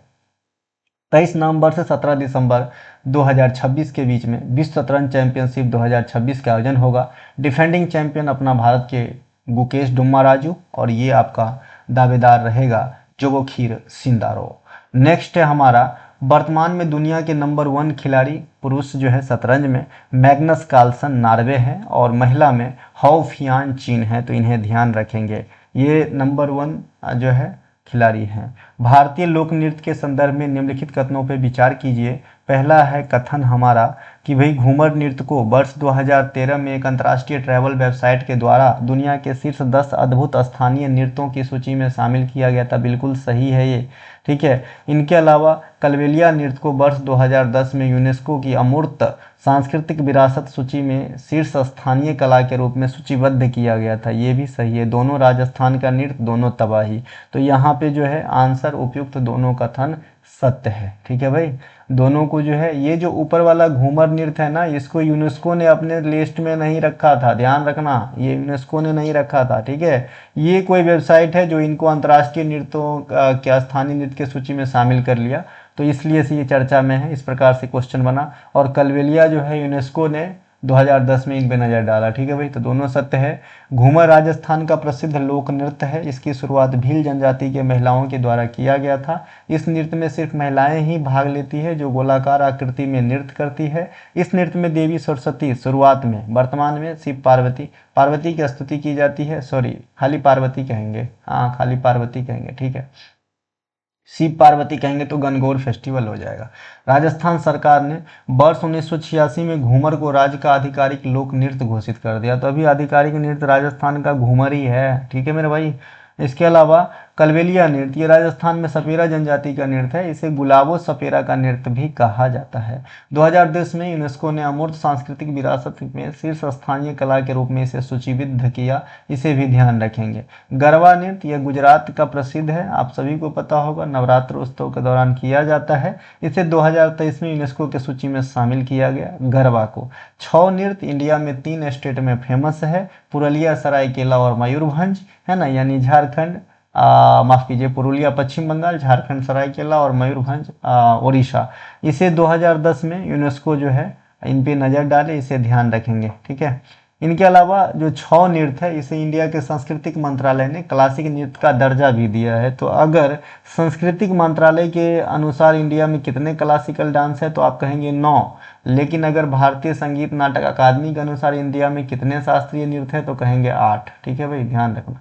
इनके अलावा मुदियट्टू, ये केरल का यह एक अनुष्ठानिक थिएटर और नृत्य नाटक है जो भरतकाली और राक्षस दारिका के पौराणिक कथा पर आधारित है। इसे 2010 में सूचीबद्ध किया गया था यूनेस्को के द्वारा। कुटियाट्टम केरल की यह प्राचीन सांस्कृतिक थिएटर परंपरा है जिसे नृत्य और अभिनय का मिश्रण होता है। इसमें 2008 में शामिल किया गया था। भारत में कई लोक और शास्त्रीय नृत्यों में से विशाल आयोजन और कलाकारों की भारी संख्या के कारण Guinness book of world record में अपना नाम दर्ज कराया है। जैसे बिहू का गिनीज बुक में आपको रिकॉर्ड मिल जाएगा। बिहू असम में 3 टाइम मनाया जाता है साल में, ध्यान रखना, कंगाली बिहू, भोगाली बिहू, है ना, कंगाली बिहू, भोगाली बिहू, रंगोली बिहू, इस प्रकार से नाम होते हैं। लद्दाख का सेंडोल नृत्य, है ना, लद्दाख के सेंडोल नृत्य को हम शाही नृत्य भी कहते हैं, ध्यान रखना। हिमाचल प्रदेश के नाटी नृत्य, है ना, ये जो है कुल्लू दशहरा में अपना रिकॉर्ड बनाया था। इसके अलावा कथक नृत्य 2024 में गिनीज बुक में अपना नाम जो है ऐड करवाया था।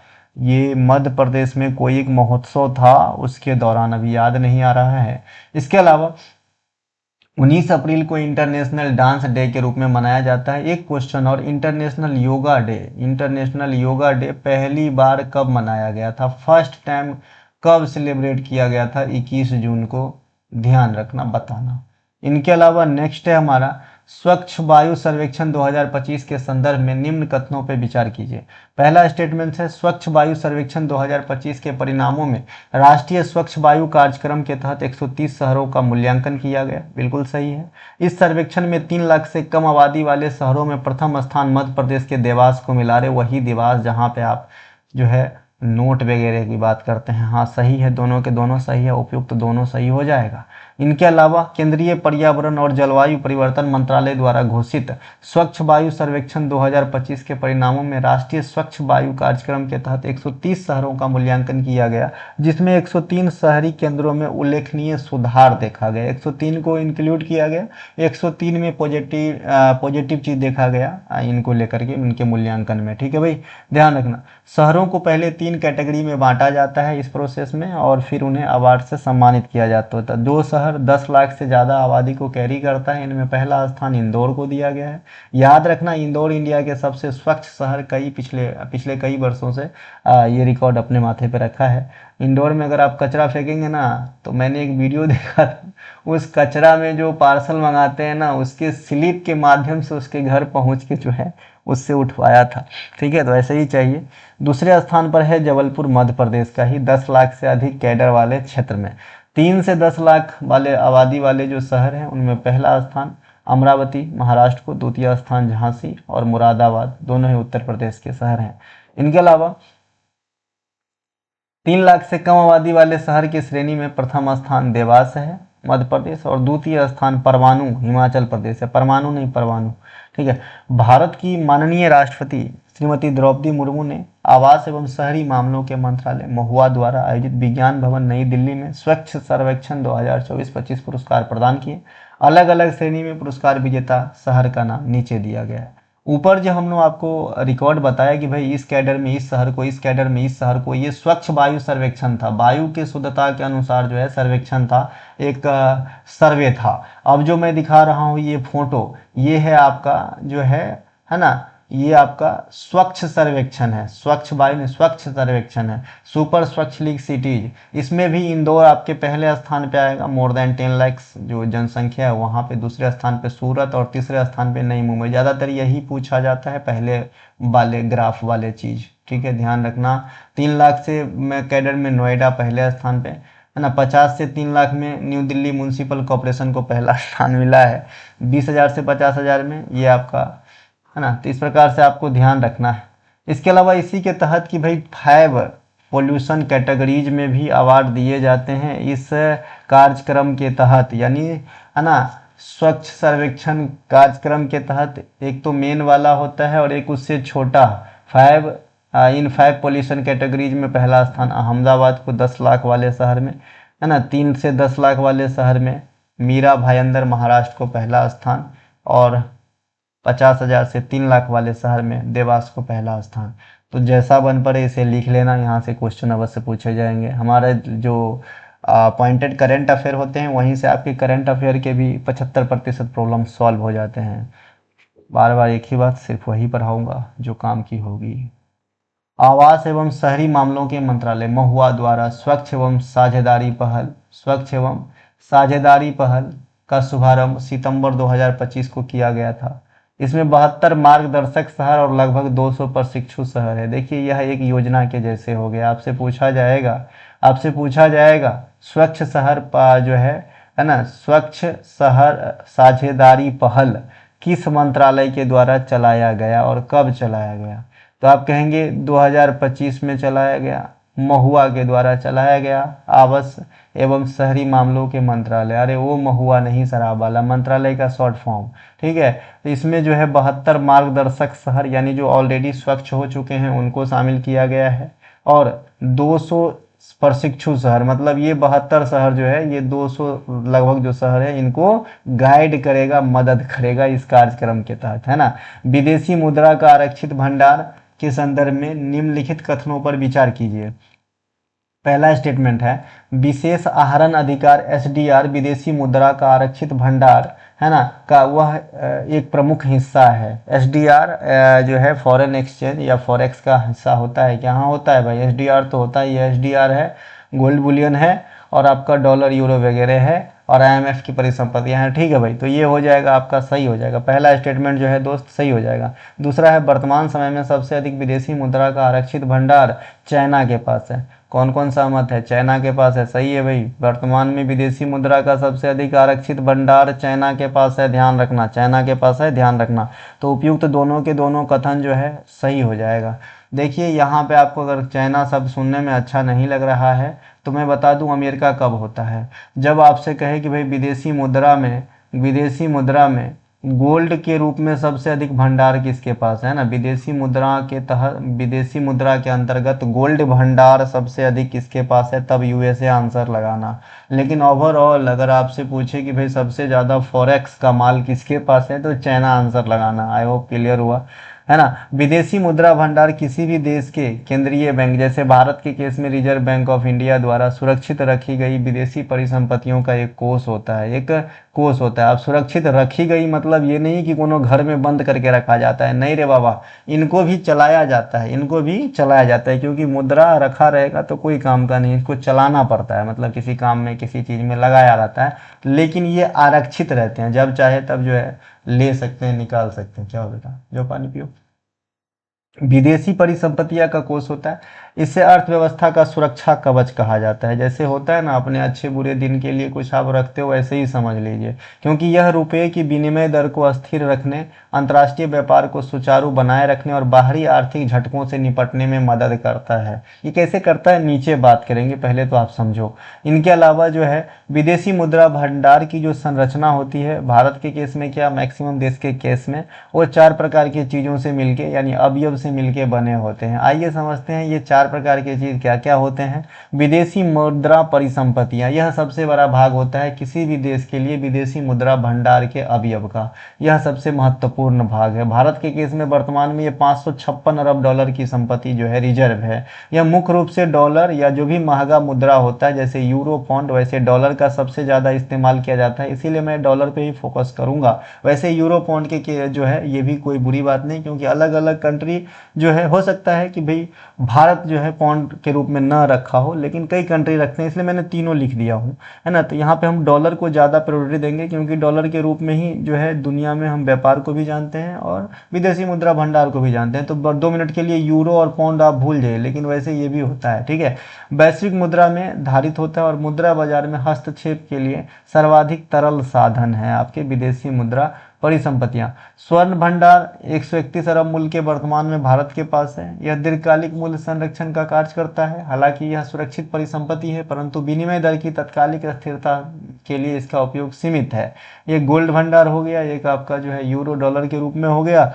तीसरा है कि एसडीआर, है ना, विशेष आहरण अधिकार, स्पेशल ड्रॉइंग राइट, ये इसका हिस्सा थोड़ा छोटा है।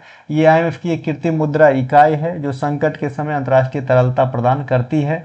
आईएमएफ के पास जो रिजर्व ट्रेंच होता है किसी भी देश का, तो ये भी एक जो है रिजर्व मुद्रा के तौर पे देखे जाते हैं। तो इस प्रकार से जो है ये 4 अवयव आपको रिजर्व मुद्रा भंडार के अवयव माने जाते हैं। किसी देश पर विदेशी मुद्रा भंडार की संरचना का प्रभाव, उपयोग, है ना, अधिक होने का प्रभाव। मान लीजिए किसी देश के पास विदेशी मुद्रा भंडार बहुत ज़्यादा हो गया, तो अधिक हो जाएगा तो देश की आर्थिक साख बढ़ती है, घरेलू मुद्रा स्थिर रहती है और वैश्विक संकटों व मंदी में सुरक्षा मिलती है। इसे ध्यान रखेंगे, ठीक है, इसे ध्यान रखेंगे। हाँ, तो हम कहाँ थे? ये था कि भाई अगर किसी भी देश के पास जो फॉरेक्स है यानी विदेशी मुद्रा भंडार है वो ज़्यादा हो जाता है तो क्या क्या होता है, देश की आर्थिक साख बढ़ जाती है यानी धाक बढ़ जाती है, घरेलू मुद्रा स्थिर रहती है ना, और वैश्विक संकटों व मंदी से सुरक्षा मिलती है। इन तीनों वर्ड का क्या मतलब है भाई? जैसे मान लो कि आप अभी तैयारी कर रहे हो, आपका जॉब लग गया, तो जो पड़ोसी पहले छोटे छोटे बात पे आपसे भिड़ जाता था, अब भिड़ने में थोड़ा सोचेगा, आपका जो है साख बढ़ गया आर्थिक। दूसरी बात है घरेलू मुद्रा स्थिर हो रहती है, पहले जो है कुछ नहीं टिक पाता था, अब कुछ टिकेगा। है ना, यानी जो रुपया की भाव है वो स्थिर रहने की संभावना बढ़ जाती है और वैश्विक संकटों और मंदियों से सुरक्षा मिलती है। सिंपल सी बात है, जब कोई बाहरी कहीं कुछ हो जाए तो आप उससे निपटने के लिए तैयार रहते हो। ये चीज़ एक घर के माध्यम से मैंने समझाया है, यही चीज़ पूरे देश के माध्यम से सोच के देखिए, यही चीज़ लिखा है। अगर आपके पास फॉरेक्स की क्वांटिटी मात्रा ज़्यादा हो गई है, कम होने का प्रभाव अगर कम हो गया, इसके विपरीत हो जाएगा तो इसके सब चीज़ विपरीत हो जाएंगे। महंगाई बढ़ जाएगी, महंगाई बढ़ जाएगी देश में, मुद्रा की वैल्यू कम होना ही तो महंगाई, और क्या, मुद्रा का मूल्य तेजी से गिरता और दिवालिया डिफॉल्ट होने का खतरा, जैसे श्रीलंका वगैरह में क्राइसिस उत्पन्न हुआ था। इनका प्रमुख उपयोग विदेशों में जरूरी सामान के आयात तथा भुगतान और डॉलर बेचकर अपनी घरेलू मुद्रा को गिरने से बचाने में होता है, जैसे तेल वगैरह, है ना। इनके अलावा विश्व बैंक की सॉफ्ट ऋण प्रदान करने वाली खिड़की किसे कहा जाता है, ये आपसे पूछा जाता है, तो आईडीए को कहा जाता है, इंटरनेशनल डेवलपमेंट एसोसिएशन को कहा जाता है। और स्पेशल ड्राइंग राइट एसडीआर का फुल फॉर्म पूछा जाता है और इसे पेपर गोल्ड कहा जाता है ना। इसके अलावा नेक्स्ट क्वेश्चन है हमारा 1857 के सिपाही विद्रोह के पूर्व बनाए गए महत्वपूर्ण अधिनियम एक्ट के संदर्भ में निम्नलिखित कथनों पर विचार कीजिए। पहला स्टेटमेंट है 1973 के रेगुलेटिंग एक्ट के द्वारा भारत में केंद्रीय प्रशासन की नींव रखी गई थी। बिल्कुल सही है, इससे पहले तो व्यापार करने के मद्दे से आए थे लोग, है ना, लेकिन यहाँ से जो है केंद्रीय प्रशासन की नींव रख दिया गया और धीरे धीरे टांग फैलाते फैलाते इतना फैला दिया कि लगभग 200 साल तक जो है यहाँ पे, है ना, एक अलग ही जलवा बिखेर रहे थे। इनके अलावा कथन 2 है बंदोबस्त कानून, जिसे एक्ट ऑफ सेटलमेंट कहा जाता है, पिट्स इंडिया एक्ट के बाद लाया गया। ये बिल्कुल गलत बात है, रेगुलेटिंग एक्ट के जस्ट बाद लाया गया था एक्ट ऑफ सेटलमेंट, है ना। रेगुलेटिंग एक्ट को संशोधन जैसा समझिए, आया था बंदोबस्त कानून की। भाई जो भी गलती चूक हो गई थी, अंग्रेजों को जो लगा कि भाई और मुझे दायरा बढ़ाना चाहिए, उन सब चीज़ को सुधार करने के लिए एक्ट ऑफ सेटलमेंट लाया गया था। तो पहला स्टेटमेंट तो सही हो जाएगा। दूसरा जो है टाइम पीरियड गैप है, इसीलिए गलत हो जाएगा, पिट्स इंडिया के बाद नहीं आया था, पहले आया था। अब आते हैं रेगुलेटिंग एक्ट क्या है, तो 1773 के रेगुलेटिंग एक्ट के बारे में समझते हैं। भारत में क्या होता है, ईस्ट इंडिया कंपनी के कार्यों को नियमित और नियंत्रित करने की दिशा में ब्रिटिश सरकार द्वारा उठाया गया यह पहला कदम था। एक्ट बनाता है 1773 में, नाम होता है रेगुलेटिंग एक्ट। रेगुलेट करना, सुधार करना, रेगुलेट होता है ना, सुधार ही होता है ना, रेगुलेट, रेक्टिफाई माने सुधार होता है यार, है ना। इस एक्ट के द्वारा, बताया ना अंग्रेजी कमजोर है, छुपाना क्या है इस एक्ट के द्वारा कंपनी के प्रशासनिक और राजनीतिक कार्यों को मान्यता मिली थी। इस एक्ट के द्वारा कंपनी के प्रशासनिक अब जब शासन करेंगे तो इसे मान्यता प्राप्त है ना। कोई भी राजनीतिक कार्य करेंगे तो भी मान्यता प्राप्त है। इसके द्वारा भारत में केंद्रीय प्रशासन की नींव रखी गई थी, स्टेटमेंट फर्स्ट में आपने देखा है। इस अधिनियम के द्वारा बंगाल के गवर्नर को अब बंगाल का गवर्नर जनरल कहा जाने लगा, जनरल की उपाधि दे दिया गया। और जो अन्य 3 और महत्वपूर्ण गवर्नर हुआ करता था, मद्रास और बम्बई का, तो अब ये दोनों गवर्नर जो है बंगाल के गवर्नर के अधीन काम करेंगे, ऐसा प्रावधान किया गया। ठीक है मेरे भाई। इनके अलावा इस प्रकार से जो पहला गवर्नर था उनका नाम था वैरेन हैंगस्टस, तो बंगाल का पहला गवर्नर वैरेन हैंगस्टस, ठीक है, इन्हें ध्यान रखेंगे। इनके अलावा रेगुलेटिंग एक्ट 1773 के अनुसार रेगुलेटिंग एक्ट 1773 के अनुसार कोलकाता में 1774 का समय था और सुप्रीम कोर्ट की स्थापना कर दी गई, और वो 4 सदस्य था, 1+3 के रेशियो में, एक मुख्य न्यायाधीश और 3 अन्य न्यायाधीश। कहाँ पे, कोलकाता में, फोर्ट विलियम परिसर में किया गया था, ध्यान रखना। देखिए ये जो बैरन हैंगस्टस है ना, इससे पहले भी गवर्नर थे और, है ना, लेकिन इस एक्ट के द्वारा बनाया गया ये पहला गवर्नर है। इनके अलावा इस अधिनियम के तहत कोर्ट ऑफ डायरेक्टर, जो कंपनी की एक गवर्निंग बॉडी थी, के माध्यम से कंपनी पर नियंत्रण सशक्त हो गया, यानी राजस्व, सुरक्षा इत्यादि मामले की जानकारी ब्रिटिश सरकार को देना आवश्यक कर दिया। पहले जो है मान लीजिए एक कंपनी अपने मन से कुछ काम करता था, अब जो भी करता है ना ब्रिटिश सरकार को बता के करता है, मतलब सरकार को भी इंटरेस्ट होने लगा है कि यहाँ की सब चीज़ मेरा हो जाए। कि कहाँ के सरकार के, ब्रिटिश सरकार को, तो धीरे धीरे यहीं से चीज़ें बढ़ते चले गए। इनके अलावा 1781 के संशोधन अधिनियम, 1773 में जो है रेगुलेटिंग एक्ट आया, अभी हमने पढ़ा, है ना। तो इनमें कुछ खामियां, अब खामियां मेरे दृष्टिकोण से नहीं, अंग्रेजों के दृष्टिकोण से कि भाई हमें तो ज़्यादा चाहिए था, ऐसा नियम रहेगा तो ये तो फिर ऐसा कर लेंगे, तो फिर हम नहीं कर पाएंगे, हमें नहीं फायदा हो पाएगा। तो इन सब चीज़ों को संशोधन करने के लिए, यानी खामियां को दूर करने के लिए एक एक्ट ऑफ सेटलमेंट लाया, जिसे हम बंदोबस्त कानून या एक्ट ऑफ सेटलमेंट भी कहते हैं, जो 1781 में आया। चूंकि पेट्स इंडिया एक्ट 1784 में आया था, इसीलिए यह पिट्स इंडिया एक्ट से पहले आया, एक्ट ऑफ सेटलमेंट, न कि बाद में आया, इसीलिए स्टेटमेंट 2 रॉन्ग था। ठीक है मेरे भाई, है ना। इस कानून के द्वारा राजस्व संबंधित मामले तथा राजस्व वसूली से जुड़े मामलों को सर्वोच्च न्यायालय के क्षेत्राधिकार से बाहर कर दिया गया। अब क्या हुआ कि मान लीजिए इनका तो पहले से ही नियत लूट का था, तो अब ये जो है टैक्स वगैरह लेते थे, तो ज़्यादा मनमानी होने से जो सुप्रीम कोर्ट था वहाँ पे पहले सुनवाई हुआ करता था, लेकिन अब क्या किया कि भाई इनके क्षेत्र से ही बाहर कर दिया कि भाई तुम जो है राजस्व संबंधी मामले और वसूली संबंधी मामले की देखरेख नहीं करोगे। ठीक है भाई। इनके अलावा वर्तमान भारतीय संविधान के अनुच्छेद 50 में कार्यपालिका से न्यायपालिका को अलग किया है। ये है हमारा आधुनिक भारत, जहां आर्टिकल 50 इस प्रकार का पावर देता है, न्यायपालिका को अपना काम करने दो, कार्यपालिका को अपने काम करने दो, निष्पक्षता के साथ। ठीक है। इनके अलावा 1784 में पिट्स इंडिया एक्ट 1781 का ही संशोधित रूप है, 1784। ये क्रम से देखेंगे ना तब आपको समझ में आएगा, है ना। रेगुलेटिंग एक्ट में जो खामियां हो गया था उन्हें दूर करने के लिए तो एक बार एक्ट ऑफ सेटलमेंट लाया 1781 में। अब उनको लगा कि और भी अभी खामी है, तो फिर 1784 में पिट्स इंडिया एक्ट ले आया। इसके अनुसार कंपनी की राजनीतिक और वाणिज्यिक कार्यों को अलग कर दिया गया। इसी के अनुसार बोर्ड ऑफ कंट्रोल का गठन किया गया। इस एक्ट के द्वारा ब्रिटिश सरकार को भारत में कंपनी के कार्यों और उनके प्रशासन पर पूर्ण नियंत्रण प्रदान किया गया। अब कंपनी को जो है नियंत्रण का इंटरेस्ट 1773 के रेगुलेटिंग एक्ट के थ्रू मिलना या फिर नियंत्रण रखना स्टार्ट किया था ब्रिटिश सरकार कंपनी पे। अब जो पूर्ण नियंत्रण है वो 1784 में मिल जाता है, और यहाँ पे एक बोर्ड ऑफ कंट्रोल का भी जो है स्थापना होता है।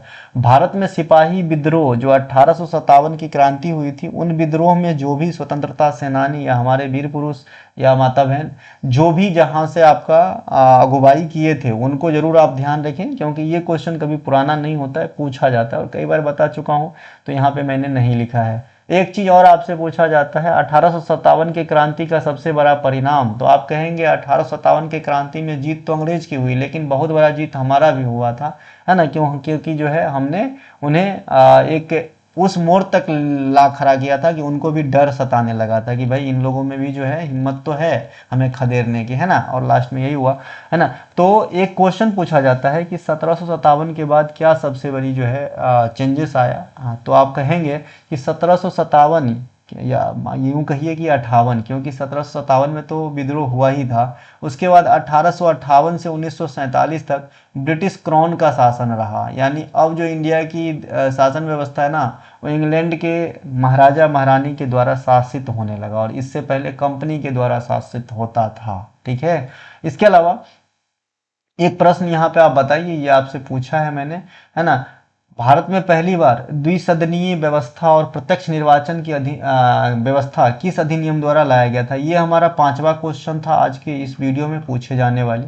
बताइएगा। रेगुलेटिंग एक्ट 1919 था, जो भी है, भारत सरकार अधिनियम 1919, मॉडल मिंटो सुधार 1909, या फिर 1935 के सुधार अधिनियम, जो भी है आपको बताना आंसर। ठीक है। इनके अलावा नेक्स्ट क्वेश्चन है हमारा, भारत में तेल भंडार के संदर्भ में निम्न कथन पे विचार कीजिए। नरकटिया मोरन हुग्रीजन तेल क्षेत्र पूर्वोत्तर भारत के असम राज्य में स्थित है। बिल्कुल सही है। डिगबोई, नरकटिया, मोरन, हुरिनगंज, मोरेन, ये सभी जो है आपके असम में है। दूसरा स्टेटमेंट है, मुंबई हाई तेल क्षेत्र मियोसीन युग की चट्टानी परतों में स्थित है। ये भी बिल्कुल सही है। मियोसीन काल के हैं चट्टानी परत। मुंबई अपतटीय हाई, यहाँ सबसे ज़्यादा पेट्रोलियम पाई जाती है इंडिया में, और ये इंडिया के सबसे बड़े पेट्रोलियम क्षेत्र भी है ना। तो उपयुक्त दोनों स्टेटमेंट आपका सही हो जाता है। मुंबई हाई भारत का सबसे बड़ा और सबसे अधिक उत्पादक तेल क्षेत्र है। यह अरब सागर में स्थित एक अपतटीय तेल क्षेत्र है, जो मुंबई से लगभग 160 किलोमीटर पश्चिम में 1974 में खोजा गया। यह मियोसीन युग की चट्टानी परतों में स्थित है। डिगबोई वह जगह है, असम में है, जहां पे पहली बार तेल की रिफाइनरी और तेल की खोज दोनों हुआ था, है ना। रिफाइनरी एक अलग चीज होता है, तेल की खोज एक अलग चीज होता है, आपको पता होना चाहिए। रिफाइनरी जहां पे कच्चा माल क्रूड ऑयल कहीं और से आएंगे उसे रिफाइन किया जाएगा, और जहां अब पेट्रोलियम मिला है वहाँ पे मतलब पेट्रोलियम की इनपुट चीज़ मिला है ना। डायरेक्ट पेट्रोल शुद्ध में नहीं मिलता, उसे प्रोसेस किया जाता है, गर्म किया जाता है ना। डिगबोई भारत का सबसे पुराना तेल क्षेत्र है, और बाद में डिगबोई में तो तेल मिला तो भाई वहाँ पे डिगबॉय अंग्रेज ने शब्द निकाला जिससे जगह का नाम डिगबोई पड़ गया। बाद में उसी डिगबोई में रिफाइनरी भी डाला गया। ठीक है, तो ये ध्यान रखना। तो एशिया, भारत ही नहीं, एशिया का पहला स्थान जहाँ तेल से संबंधित गतिविधियां को अपनाया गया, ये डिगबोई है असम का। ठीक है, इसके अलावा असम के ऊपरी ब्रह्मपुत्र घाटी में कुछ महत्वपूर्ण तेल क्षेत्र है, जैसे डिगबोई, इसके बारे में बता दिया अभी। नाहरकटिया, देखें नाहरकटिया ये आपके हो जाएंगे असम में। एगो है नरकटिया, नरकटियागंज है एगो, नरकटियागंज ये बिहार में है। ठीक है, ये है बिहार में, लेकिन ये तेल क्षेत्र नहीं है, ये एक जगह का नाम है। मोरेन हुग्रीजन, मोरेन, शिवसागर, ये सभी असम में है। अब देखिए नोट करके यहाँ एक चीज़ और लिखा है, एशिया के प्रथम उद्योग रिफाइनरी डिगबोई है। ये वो एशिया, भारत ही नहीं एशिया का। गुजरात के क्षेत्र में कौन कौन से तेल क्षेत्र है? देखिए गुजरात पश्चिमी भारत के सबसे महत्वपूर्ण तटीय तेल उत्पादक क्षेत्रों में से एक है। यहाँ पे कुछ आएंगे तो कौन कौन से तेल क्षेत्र होगा? अंकलेश्वर, ये गुजरात में सबसे बड़े तेल क्षेत्र है। कलोल, मेहसाना, नवागाम, कोसांबा, कथाना, बकरोल, बरकोल, सानंद, है ना, ये सभी के सभी जो है आपके वहाँ पे है गुजरात में तेल क्षेत्र है। अगला है राजस्थान में कौन कौन से तेल क्षेत्र मिलेंगे? तो आपको मंगला, सरस्वती, ऐश्वर्या, ये सब राजेश्वरी, ये सब जो है आपके राजस्थान में तेल क्षेत्र हैं। तमिलनाडु में आपके नरीमनम, कोविलपल्लम, ये सब तेल क्षेत्र आपके कावेरी बेसिन में तमिलनाडु में मिलेंगे। पेट्रोलियम या खनिज तेल का निर्माण अवसादी चट्टानों में होता है।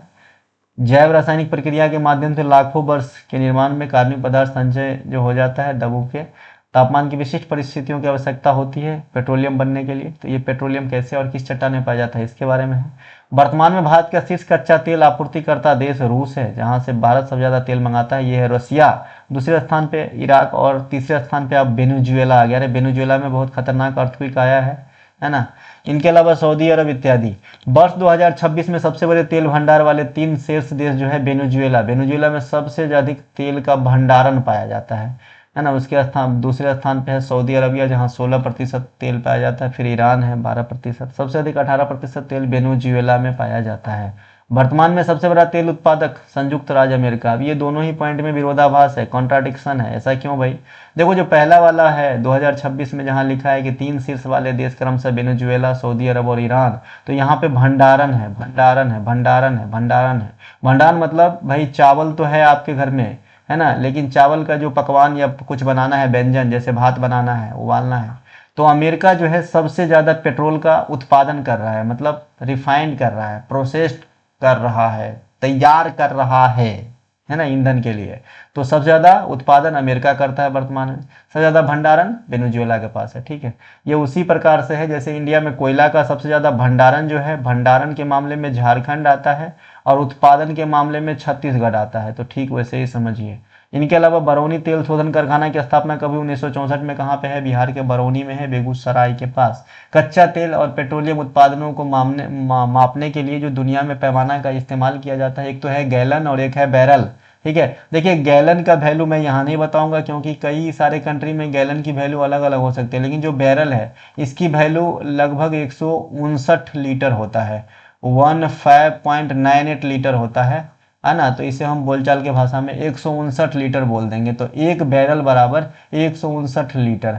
भारत की पहली 100% इथेनॉल, है ना, फ्लैश फिक्स कार जो है टोयोटा कंपनी ने निकाला था, लेकिन ये एक प्रोटोटाइप कार था। ठीक है, एक जो है नमूना के तौर पे निकाला था, और इसका जो है पर्दा मतलब लॉन्चिंग के समय पे नितिन गडकरी जी ही थे। ठीक है, अभी जो है आम जनता के लिए भारत में E85 यानी 85% इथेनॉल मिक्स कर पेट्रोल में चलने वाली जो कार है वो Maruti Suzuki Wagon R flex fuel E20 से E85 चलने वाली कार जो है लॉन्च किया गया है। और इनके लॉन्च के मौका पे भी नितिन गडकरी जी थे। तो जैसा पूछे वैसा आंसर दे देना है, ठीक है भाई, है ना। इसके अलावा ये लास्ट क्वेश्चन है, चर्चित नोवेल वेयर अबाउट्स किस भारतीय अमेरिकी लेखक द्वारा लिखा गया? सबसे पहले इतालवी भाषा में लिखा गया था। पहले इसे इतालवी भाषा में लिखा गया था, फिर इसे अंग्रेजी अनुवाद किया गया। दोनों के सेम राइटर हैं, इनका नाम है झुम्पा लाहिरी। नोवेल का नाम है वेयर अबाउट्स, जो अंग्रेजी शीर्षक है। वेयर अबाउट अंग्रेजी शीर्षक है, जो पहले डब मी ट्रोबो, ये इतालवी भाषा के शब्द है, इनमें लिखा गया था, है ना, जिसके अनुवादक और मुख्य लेखक झुम्पा लाहिरी है। इनके द्वारा लिखे गए कुछ अन्य पुस्तक जैसे द नेम से काफ़ी बार पूछे जाते हैं, है ना। इनका फर्स्ट नोवेल था द लोलैंड, है ना, इंटरप्रेटर ऑफ मेलोडीज, अनकस्मस्ड अर्थ, ये सभी झुम्पा लाहिरी जी की किताब है। अभी देखिए जो इंटरनेशनल बुकर पुरस्कार है उनसे संबंधित किताब भी आपके एग्जाम में आएंगे। 2026 का प्रतिष्ठित अंतर्राष्ट्रीय बुकर पुरस्कार ताइवानी लेखिका यांग स्वांग जी और अनुवादक लिंग केन को संयुक्त रूप से दिया गया है, ठीक है। इसके अलावा वर्ष 2025 का यह पुरस्कार जो है भारतीय लेखिका बानू मुश्ताक जी को उनके पुस्तक हार्ट लैंप, जो कन्नड़ भाषा की पुस्तक है, उनके लिए दिया गया था, और उनके अनुवादक दीपा भस्ती जी को दिया गया था, है ना। अब आप सोचोगे भाई एक ही पुस्तक के लिए दो आदमी को पुरस्कार क्यों दिया जा रहा है, तो आइए थोड़ा समझ लेते हैं, कन्फ्यूजन दूर ही कर लेते हैं। देखिए क्या होता है, एक तो होता है आपका मेन बुकर पुरस्कार, या सिर्फ बुकर पुरस्कार भी लिखा तो मेन बुकर पुरस्कार ही समझा जाएगा, मेन बुकर अवार्ड, ठीक है। इसकी शुरुआत होता है भैया 1969 में, ठीक है। और एक होता है आपका इंटरनेशनल बुकर पुरस्कार, इंटरनेशनल बुकर अवार्ड, इसकी शुरुआत होती है 2005 में, ठीक है। अब देखिए मेन बुकर पुरस्कार के साथ क्या परेशानी है, तो ये सिर्फ जो है ब्रिटिश क्षेत्र में जो पुस्तक लिखे जाते हैं इंग्लिश भाषा में उन्हीं को दिया जाएगा, और ये मूल लेखक को प्रदान किया जाता है। और जो इंटरनेशनल बुकर पुरस्कार है, नाम से स्पष्ट है विदेशी बुकर पुरस्कार, ये दुनिया की कोई भी भाषा में पुस्तक लिखा गया हो इससे मतलब नहीं है। अगर इस पुस्तक का इंग्लिश अनुवाद कोई भी कर दिया हो, या फिर वो राइटर स्वयं या फिर कोई दूसरा राइटर, तो भी जो है अंतर्राष्ट्रीय बुकर पुरस्कार दिया जा सकता है। तो इसीलिए कोई भी भाषा की पुस्तक अगर अंग्रेजी में अनुवाद हो गया है तो बुकर पुरस्कार के लिए एलिजिबल हो जाता है। तो इसीलिए आप अंतर्राष्ट्रीय बुकर पुरस्कार में दो लेखक लेखिका का नाम देख रहे हैं, एक तो जो अलग भाषा में लिखा और दूसरा जो उसे ट्रांसलेट किया अंग्रेजी में, ठीक है। अभी बुकर पुरस्कार 2025 ही आपको याद रखना है, क्योंकि 2026 वाला मेन बुकर पुरस्कार अभी बटा नहीं है। तो बुकर पुरस्कार 2026 हंगेरियन ब्रिटिश लेखक डेविड एसजिले को दिया गया था उनके उपन्यास फ्लैश के लिए, ठीक है। हम मिलेंगे अगले वीडियो में, तब तक के लिए जय हिंद। हमारा कोई सा भी कंटेंट चाहिए डिस्क्रिप्शन में दिए गए लिंक का प्रयोग करके व्हाट्सएप पे पहुंचिए और छोटी सी फी अदा करके कंटेंट बाय करके अपनी सपना को साकार कीजिए और हमारा 1000 सिलेक्शन का रिकॉर्ड पूरा करवाइए। देखिए दोस्तों, एसएससी का एग्जाम देना है आपको 2026 में, तो मेरे तरफ से एक 35 सीरीज पढ़िए और एक ये 28 सीरीज पढ़िए जो अभी आप देख रहे हैं, और मॉक टेस्ट लगाइए, क्योंकि मैं लो लेवल की क्वेश्चन बहुत दिन से जो है आपने पढ़ भी रहा है, तो आप पढ़े ही होंगे, और जो लो टू मध्यम लेवल की क्वेश्चन है वो कई सीरीज में करा दिया है, तो आई होप आप वहाँ देखे ही होंगे, इतना तो समझते ही होंगे भाई कि भारत में रेलवे कब स्टार्ट हुआ। तो ये सब मैं नहीं बताऊंगा यहाँ पे, मैं सिर्फ वो क्वेश्चन बताने का काम करूंगा जहाँ पे अधिकांश लोग फंसेंगे, ठीक है। तो आपको यहाँ पे फंसना नहीं है, निकल जाना है। तो ये दोनों कीजिए, मॉक टेस्ट लगाइए, है ना, आपका बेड़ा पार हो जाएगा। जी के जी इसमें तो कहीं रुकने की फिर कोई ज़रूरत नहीं पड़ेगी, ठीक है। मिलेंगे अगले वीडियो में, तब तक के लिए जय हिंद।